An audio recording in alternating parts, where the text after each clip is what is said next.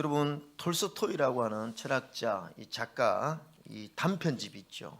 사람은 무엇으로 사는가라는 책인데 이 책에 이 톨스토이가 사람은 무엇으로 사는가 이 단편 바로 앞에 나오는데 세 가지 질문합니다. 첫 번째가 뭐냐면 사람의 마음에는 무엇이 있는가? 여러 가지 이야기가 있지만 사람의 마음의 답은 뭐냐면 사람의 마음에는 사랑이 있다. 두 번째, 사람에게 허락되지 않는 것은 무엇인가? 사람이 허락되지 않은 것은 내일이다. 미래가 허락되지 않는다. 그러면 사람은 무엇으로 사는가? 사람은 무엇으로 사는가? 여기에 결론이 뭐냐면 사랑하는 마음으로 산다는 것입니다. 사랑하는 마음으로 산다는 것입니다.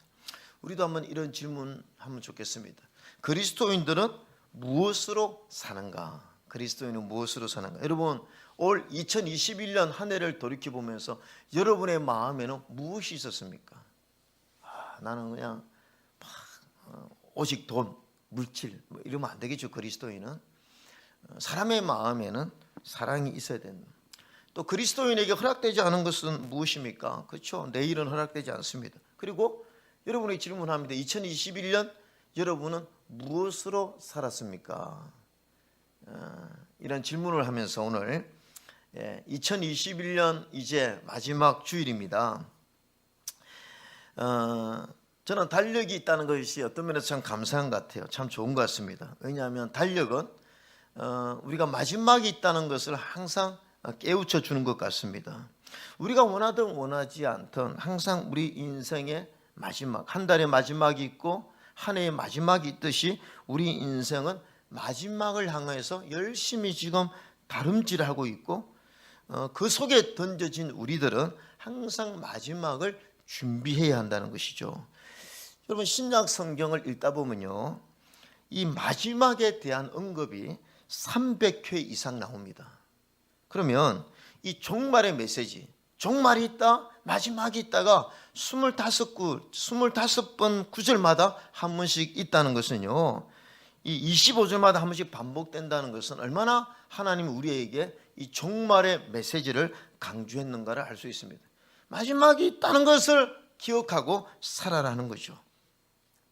어떤 사람이 이런 이야기 했습니다. 인생은 오무다. 오무라고 정의했습니다. 오무, 5가지가 없다는 거죠. 인생은 없고 없다가 없어지는 것이다. 그러면서 이렇게 얘기했습니다.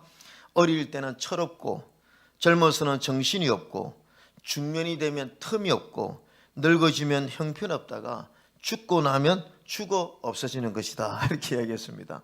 네, 그러면 여러분 이렇게 아무것도 없이 없어지고 없어서 없어지는 인생을 살면 안 되는 것이죠. 마지막을 잘 준비하는, 그래서 후회 없는 인생이 되어야 되는 것입니다. 오늘 이 본문은 우리들을 가리켜서 하나님의 은혜를 맡은 선한 청지기다. 베드로전서 4장 10절에 각각 은사를 받은 대로 하나님의 각양 은혜를 맡은 선한 청지기 같이 서로 봉사라. 오늘 저와 여러분을 청지기라고 말씀하고 있습니다. 원문은 오이코노모스인데 신약에 10회 정도 사용되었습니다. 이것은 우리가 보통 매니저라고 그러죠. 매니저, 가옥이나 재산을 관리하여 주인을 대리하는 직책을 가진 자를 말하는 것인데, 여러분 내 시간, 내 재물, 내 은사 이게 다 내 것이 아니라는 것입니다. 우리 그리스도인은 하나님 내 육체, 내 시간, 내 재물, 내 달란트 이게 내 것이 아니라는 것이요. 하나님으로부터 주어졌다. 그래서 우리에게 주어진 시간 가운데 우리가 잘 사용해야 된다는 것을 말씀하고 있습니다. 그래서 오늘 믿음으로 사는 사람들은 언제나 우리는 이 청지기 의식을 가지고 내 인생 내 거니까 내가 마음대로 살 수 있다, 함부로 살 수 있다가 아니라 청지기 의식을 가지고 살아야 되는데, 자 오늘 만물의 마지막이 가까웠으니 어떻게 사는 것이 지혜로운 인생인가? 3가지입니다. 첫 번째 뭐냐면 근신하여 기도하는 사람이 되어야 된다는 것이죠. 자 4장 7절 같이 한번 읽겠습니다. 7절입니다. 시작. 만물의 마지막이 가까이 왔으니 그러므로 너희는 정신을 차리고 근신하여 기도하라. 여러분 정신을 차리라는 것입니다. 깨어 있으라는 것입니다. 그리고 기도하라는 거예요. 왜냐하면요, 기도 없는 인생은 너무나 위험하기 때문입니다. 기도 없는 그리스도인의 삶은 위험하죠. 우리에게는 마귀의 공격이 있습니다. 스스로 넘어지기가 쉽다는 것입니다. 오늘 이 베드로 전서를 기록한 베드로는요, 얼마나 열정의 사나이였습니까? 또 정말 이 의지가 분명한 사람이었습니다. 주님 위해서 내가 죽겠다고 고백한 사람이었습니다. 그러나 그가 여지없이 무너져 버렸어요. 세 번이나 주님을 욕하면서 부인하는 그런 죄를 짓고 그가 얼마나 후회했겠어요. 그러면서 깨달은 것이 무엇입니까? 주님이 겟세마네 동산에서 밤이 맞도록 기도할 때 베드로는 기도하지 못했거든요. 기도가 없었던 베드로는 여지없이 무너져 버린 것입니다. 아마 이 베드로가 이것을 깨닫고 정신을 차리고 기도하라는 것입니다. 여러분, 이 말은 다른 말로 하면 영적으로 긴장하라는 거죠. 영적인 전쟁이 있음을 우리는 알아야 됩니다. 기도는 무엇입니까? 하나님과 영적인 교제죠. 그러니까 기도 없이는 하나님의 말씀을 듣기도 어렵고 하나님의 뜻을 이해하기도 어렵고 하나님의 뜻을 행하기도 어렵고, 그렇죠, 비전을 이루어내기도 어렵다는 것입니다.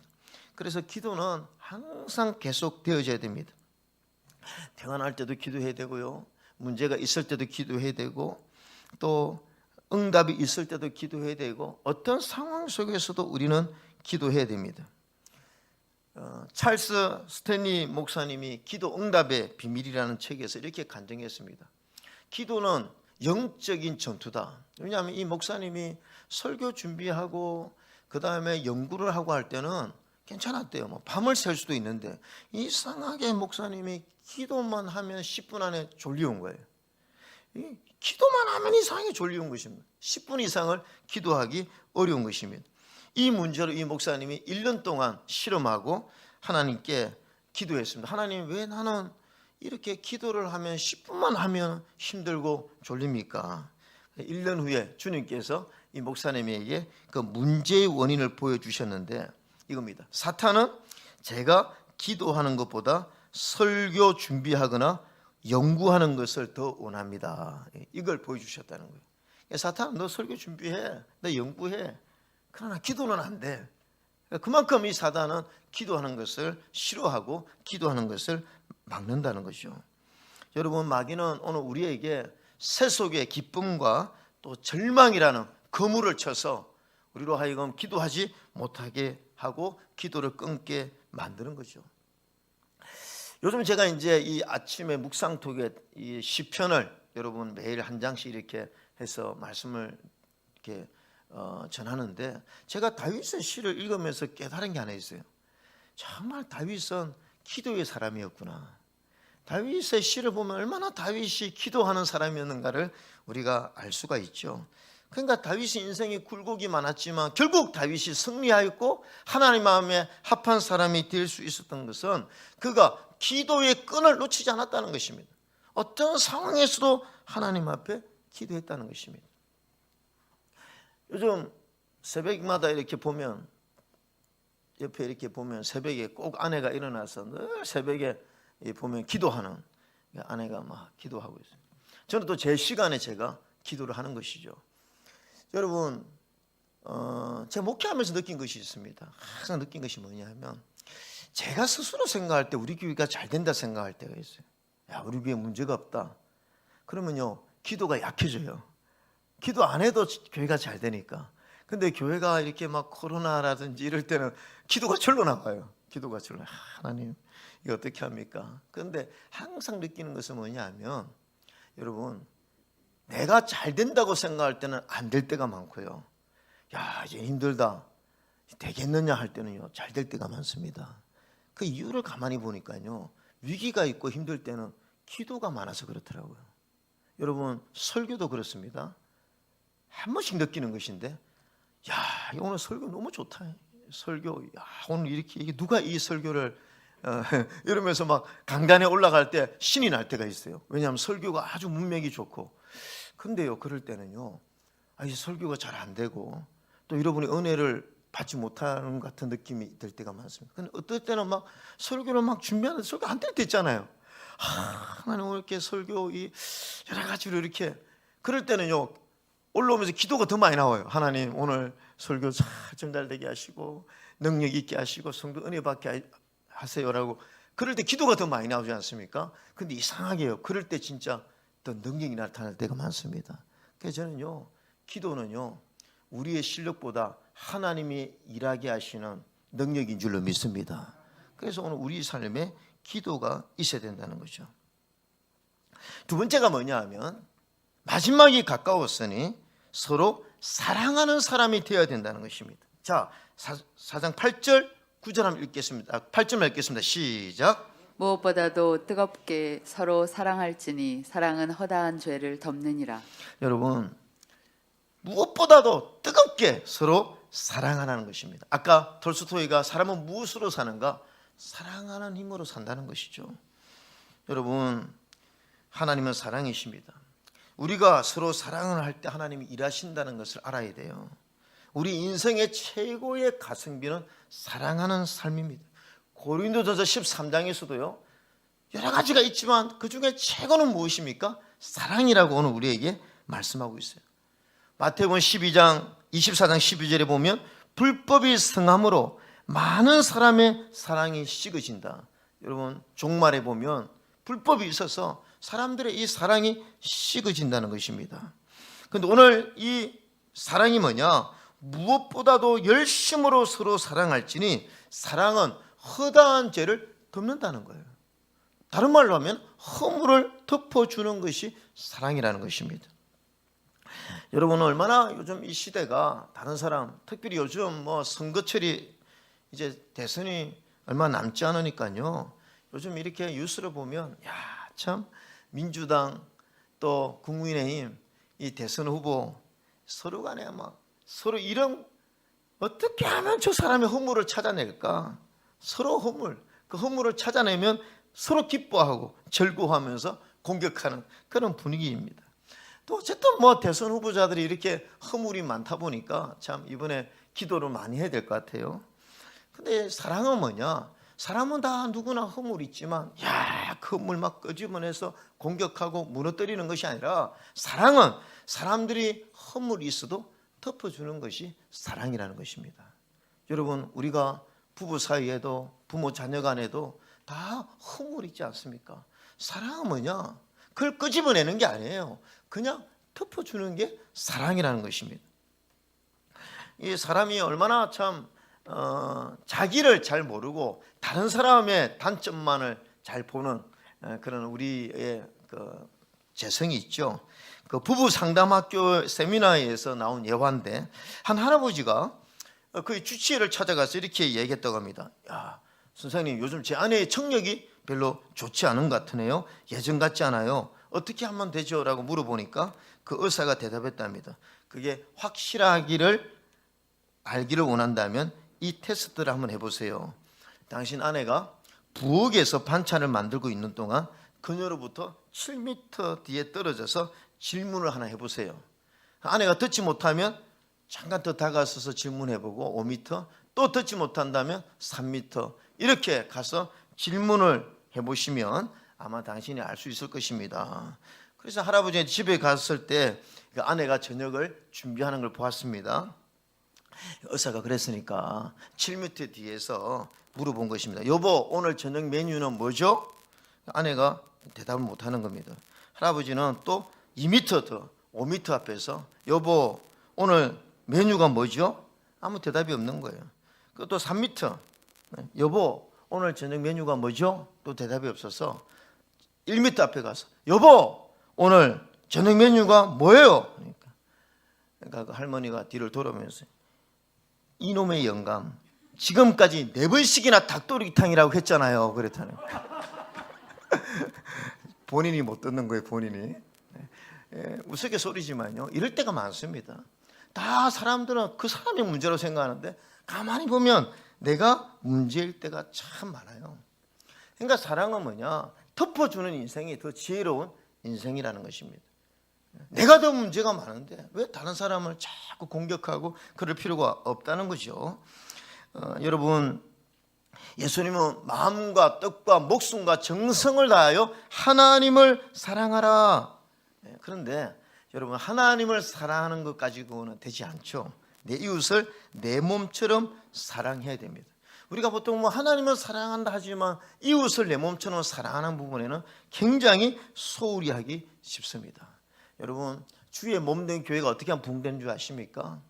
우리가 기도 열심히 해야 부흥됩니다. 예배 잘 드려야 부흥됩니다. 그러나 그것보다 교회가 더 잘 부흥되는 게 뭔지 아십니까? 사랑하는 거예요. 우리가 서로 사랑하면요, 그냥 영적 성장이 이루어지고요, 우리가 서로 사랑하면요, 그냥 전도도 이루어지는 것입니다. 교회는 그냥 성장하게 되어 있는 거죠. 여러분, 왜? 하나님은 사랑이세요. 그래서 우리가 사랑할 때 하나님이 역사한다는 사실을 알아야 됩니다. 미국 시카고의 한 교회 학교에 아주 불량기가 가득한 소년이 교회 나왔습니다. 이 막 머리도 길고 흐름한 복장과 또 얼굴은 표정이 아주 별로 좋지 않고, 이런 어린 소년이 교회에 나오다 보니까 교인들이 그 소년에게 아무도 가까이 하지 않았던 거예요. 왜냐하면 막 불량 청소년 같으니까. 근데 오직 한 사람, 교회학교 교사 파라라고 하는 교사가 이 소년을 다가가서 아주 껴안아주고 교회 잘 왔다고 그러고 사랑으로 잘 보살펴 주었습니다. 그리고 교회 학교도 나오라고 그러면서 또 성경도 가르쳐주고 이렇게 한 거죠. 교회 나올 때는 막 분노와, 왜냐 아버지가 알코올 중독자였거든요. 집안이 엉망이었어요. 그러니까 이 분노가 가득한 이 소년이 교회에 갔는데, 그 파라라고 하는 선생님이 와서 껴안아주고 자기한테 사랑을 베풀고 이러니까 마음의 문이 열리기 시작했어요.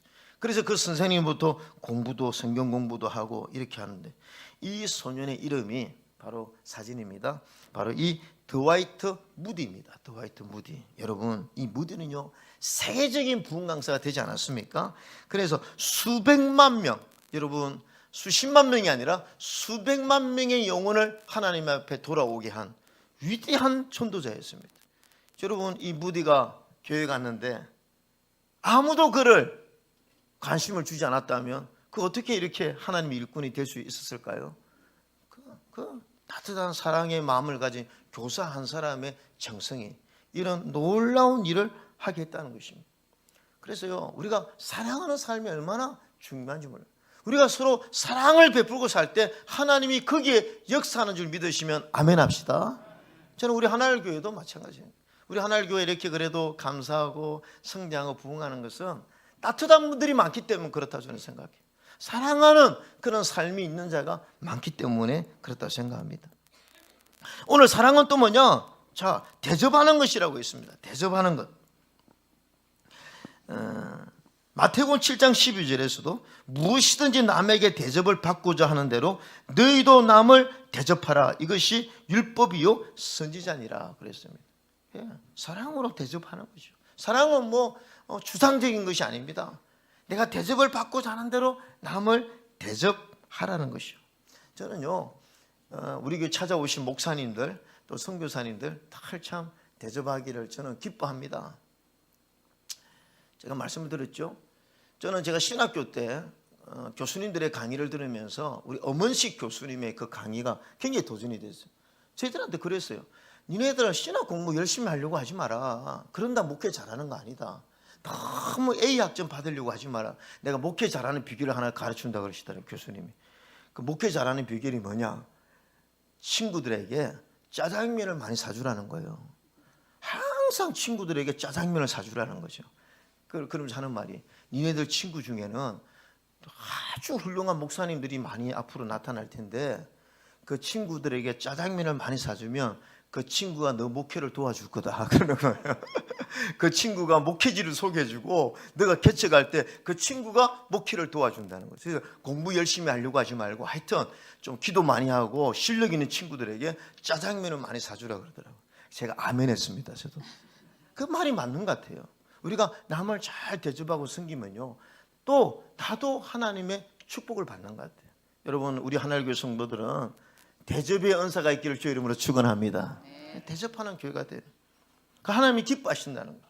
세 번째가 뭐냐?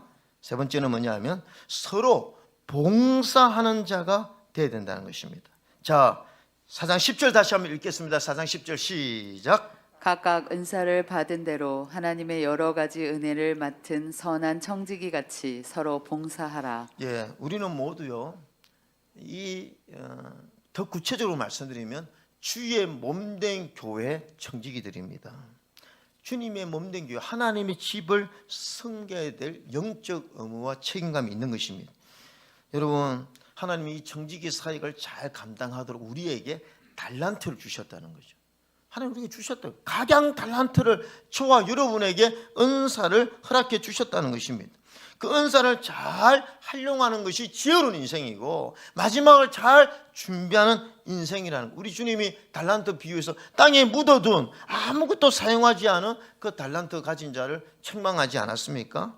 아름다운 목소리를 가진 사람은 찬양으로 주님을 섬겨야 되고, 악기를 다루는 사람은 악기 연주로 주님을 섬겨야 되고, 또 섬김의 은사가 있는 사람은 교회 청소, 봉사, 어제도 토요일 날 우리 교회 여러분이 이게 예배당이 깨끗한 것은 다 이렇게 섬기는 사람이 있기 때문이죠. 또 영혼을 사랑하는 사람은 다음 세대의 교회학교 교사로서 섬기는 것입니다. 예, 청지기 정신이 무엇입니까? 달란트대로 해야 된다는 것이죠. 그런데 오늘 보니까 서로 책임을 져야 되는 거예요. 서로 봉사하는 것입니다. 여러분, 교회는 봉사로서 세워지는 거죠. 저는 제가 이전에 어릴 때 다녔던 교회 보면 뭐가 좀 안타까웠냐면요, 교회가 크지 않다 보니까 헌신하는 사람들이 몇 분 안 계신 거예요. 그러면 목사님이 한 사람에게 1인 4역 5역을 시키는 겁니다. 옛날에는 또 얼마나 예배가 많았습니까? 그러면 처음에는 1년 열심히 하시는 거예요, 집사님들이. 근데요, 한 2년 3년 하면 지쳐요. 왜? 한 사람이 5가지 6가지 일을 맡는 거예요. 그러면 이분도 지치고, 그러면 이제 나중에 교회 일꾼이 없으니까 교회는 자꾸 힘들어지고. 여러분, 저는 그런 모습 보면서 이런 건 참 잘못된 것이다. 우리가 서로 책임을 져야 되는 거예요. 주의 몸된 교회는 내가 해야 될 일이 있다는 것입니다. 야, 교회는요, 여러분, 이런 말이 있습니다. 교회는 종업원과 직원이 있지 손님은 없다, 그런 말이 있어요. 손님은 뭡니까? 손님은 그냥 와서 왔다 갔다만 하면 되는 거잖아요. 근데 종업원과 직원은 그 안에서 해야 될 일이 있잖아요. 그래서 여러분, 우리 주의 몸된 교회는 주님이 우리 주님이시고, 우리는 뭐냐? 잘 교회에 와서 내 달란트를 가지고 교회를 잘 섬겨야 되겠다는 거예요.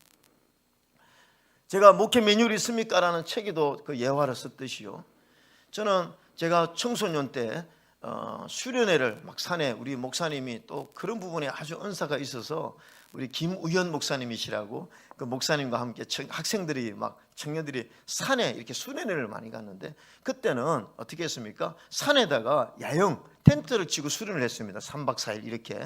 그러면 그때 그 텐트를 전부 다 이고 간 거예요, 산에. 우리 청년들, 청소년들이 다 이고 가면, 제가 그때 저 큰 텐트를 어떻게 칠 것인가, 그게 궁금했는데요.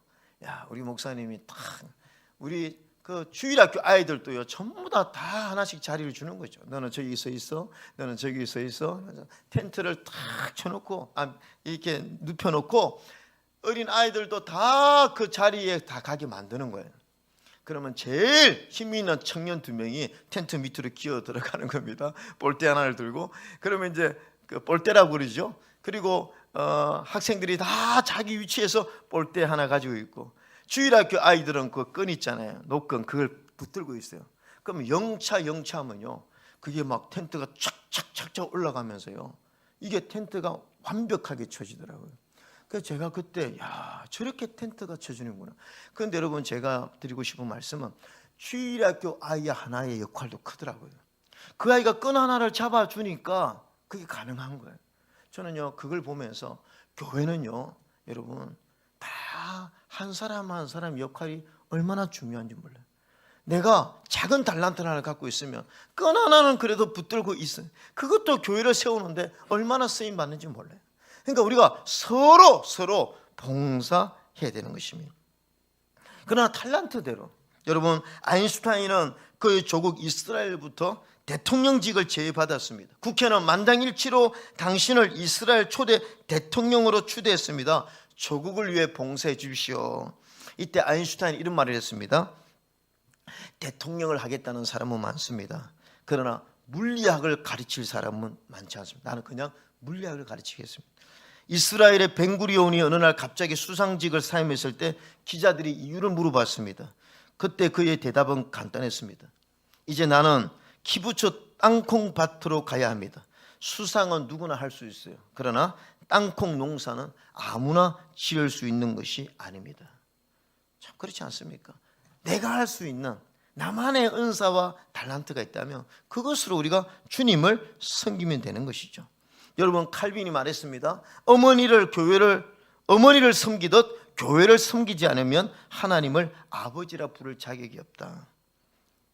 웨슬리가 이런 말을 했습니다. 내가 남을 돕는 동안에 하나님은 나를 도우신다. 그래서 만물의 마지막이 가까울 때마다 하나님 앞에 지혜로운 인생, 남는 인생, 후회되지 않은 인생은 하나님이 나에게 주신 이 은사를 가지고 끝까지 충성하는 것인 줄로 믿습니다. 그 봉사가 하나님 앞에 아름다운 것이라는 것이죠. 근데 우리가 참 봉사가 어렵습니다. 내가 섬긴다는 것이 결코 쉽지 않습니다. 우리 주님께서 성탄으로 오셔서 인류의 구주로 섬긴 것은 주님의 희생과 섬김이 있었기 때문이죠. 그래서 우리가 주님의 몸된 교회를 위해서, 주님의 나라를 위해서 헌신하고 봉사한다는 것은 말로는 다 누구나 봉사할 수가 있지만요, 실제적인 헌신은 쉬운 것이 아니죠. 탈무드에 이런 얘기가 있습니다. 어떤 왕의 외동딸이 죽게 되었어요. 그래서 왕이 내 딸의 병을 고쳐주면 내가 그 자를 사위로 삼고 내 대를 이어 왕위에 오르도록 하겠다 하고 방을 붙였습니다. 근데 어느 산골에 삼형제가 있었는데 저마다 신기한 보화를 하나씩 가지고 있었습니다. 큰아들은 멀리서 보는 만원경을 하나 가지고 있었고요, 둘째 아들은 하늘을 나르는 양탄자를 가지고 있었고, 셋째 아들은 어떤 병이든지 먹으면 치료가 되는 사과 하나를 갖고 있었습니다. 그런데 이 큰아들이 만원경으로 그 방을 보고 둘째 아들이 양탄자를 가지고 세 명이 타고 와서 막내 아들이 그 사과를 딸에게 주어 먹게 해서 그 딸이 살아난 거죠. 이 왕이 이제 세 명 다 공로가 있으니까 누구를 내가 사위로 삼고 내 후계자로 삼아야 될 것인가 고민했는데 탈무드는 이렇게 가르쳐 줍니다. 망원경은 도로 가져가면 되고 양탄자도 도로 가져가면 된다. 그러나 사과는 먹어서 없어졌다. 그래서 셋째야말로 가장 큰 희생을 한 것이다. 그래서 셋째가 왕이 되었다. 이렇게 이야기합니다. 저는요, 봉사란 무엇입니까? 내 것이 없어지는 거죠. 손해보는 것입니다. 희생과 포기, 헌신의 자세로 하나님 앞에 섬기는 것을 어쩌면 하나님이 가장 인정하는 줄로 믿습니다. 아멘입니까, 여러분? 제가 이번에 어제입니까? 24일 날 저녁에 성탄 추억의 영상을 이렇게 쭉 보면서요, 야, 10년이 금방 흘렀더라고요. 2007년부터 제가 보여드렸죠. 야, 세월 시간이 너무 빠르다, 너무 빠르다. 너무 아름다운 거예요. 우리 집사님, 권사님들이 그 성당 발표하는 모습을 보면서, 야, 이때 이 집사님 이렇게 재밌게 해주셨구나, 이분이 이렇게 망가지셨구나, 뭐 이런 거 보면서 너무 감사한 거예요. 야, 시간이 너무 빨리 흘러간다. 제가 그런 생각했습니다. 우리가 기회가 주어질 때 사랑해야 되겠다. 시간이 주어질 때 기도해야 되겠다. 시간이 주어질 때 봉사해야 되겠다. 우리가 기회가 주어지고 시간이 주어질 때 기도하고 봉사하고 사랑하는 삶을 열심히 살아야 되는구나. 왜? 훅 지나가니까. 우물쭈물하다가 아무것도 못하고 내 인생의 마지막을 맞으면 얼마나 하나님 앞에 부끄러운 것인가. 여러분, 결론 짓겠습니다. 그리스도인은 무엇으로 사는가? 기도하면서 살고 사랑하면서 살고 봉사하면서 사는 삶인 줄로 믿습니다. 오늘 한 해를 돌이켜보면서 다가오는 새해에는 정말 이런 믿음의 삶을 사는 여러분 되시기를 주의 이름으로 축원합니다. 아멘.